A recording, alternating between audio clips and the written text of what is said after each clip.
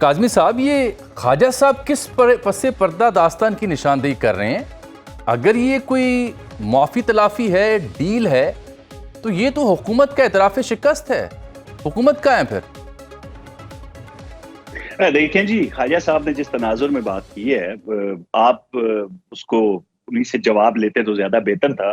وزیر دفاع ہیں، بڑی سینئر سیٹ پہ ہیں، لیکن جو حالات ہمیں بتا رہے ہیں اجمل آپ کے سامنے، بھائی ہم تو روز اول سے کہہ رہے تھے کہ جو لوگ یہ دعویٰ کرتے ہیں کہ خاتون کا سیاست سے تعلق نہیں ہے، ہم تو اس سے انکاری ہیں۔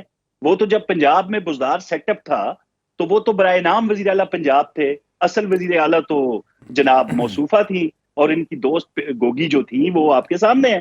وہ کہاں ہے؟ تو یہ تو ایک گینگ تھا، بزدار پنکی گوگی گینگ، وہ تو کسی سے پوشیدہ نہیں ہے، تو بالکل سامنے تھا ہمارے۔ اب تو یقین کریں کہ ایسے ایسے لوگ سامنے آتے ہیں جامی صاحب، جنہوں نے اس دور میں اگر کوئی پوزیشنز لی ہیں تو کس طریقے سے پیسہ چلا، کس طریقے سے پیسے لے کے وہ یہ کام کرتے رہے۔ تو سیاست سے ان کا تعلق بہت پرانا ہے۔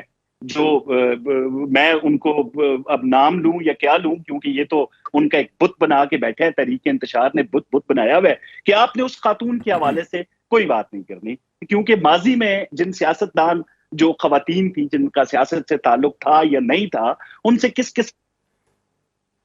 قسم کا سلوک روا رکھا گیا وہ ان کو نظر نہیں آتا۔ لیکن اس خاتون کے بارے میں کیونکہ وہ ابا کبا حجاب یہ ساری چیزیں ان کے سامنے ہیں، تو اس وجہ سے جی ان کو آپ کچھ نہ کہیں۔ جبکہ سیاست میں جب آپ آتے ہیں تو آپ کو تنقید برداشت کرنی پڑتی ہے، تضحیق نہیں، یہ بالکل نہیں ہونی چاہیے۔ ڈیل کے تحت رہائی ان کی عمل میں لائی گئی ہے؟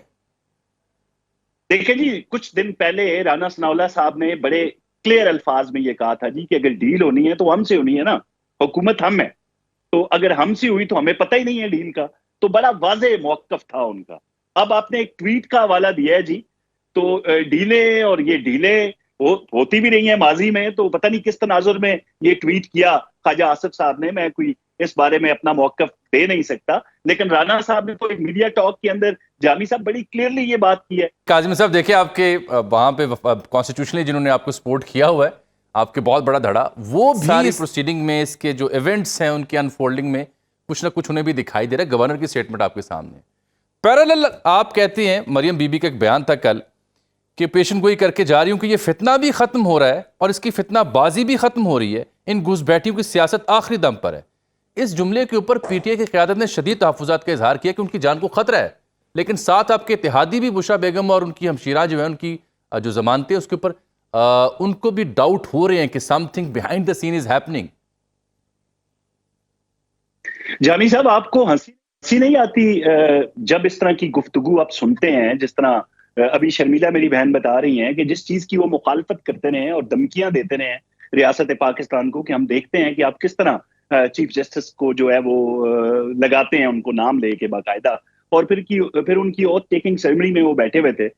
پھر اب انہوں نے دھمکی دی کہ اب ہمارا کوئی نیکسٹ اسٹیپ، میں حال میں پارلیمان کی طرف ان کا اشارہ تھا کہ ہم دوبارہ آئیں گے اور ہم تہس نہس کر دیں گے سارے سسٹم کو اور پاکستان بند کر دیں گے۔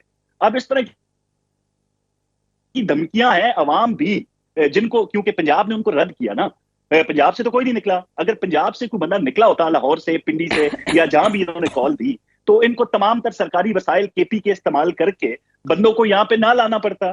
ان میں وہ تربیت یافتہ لوگ بھی تھے جن کو انہوں نے آباد کیا لا کے، جن کو پاک فوج نے بگایا تھا۔ تو اب تو ہنسی آتی ہے ان کی تمام ان باتوں پہ جو ان کے منہ سے نکلتی ہیں۔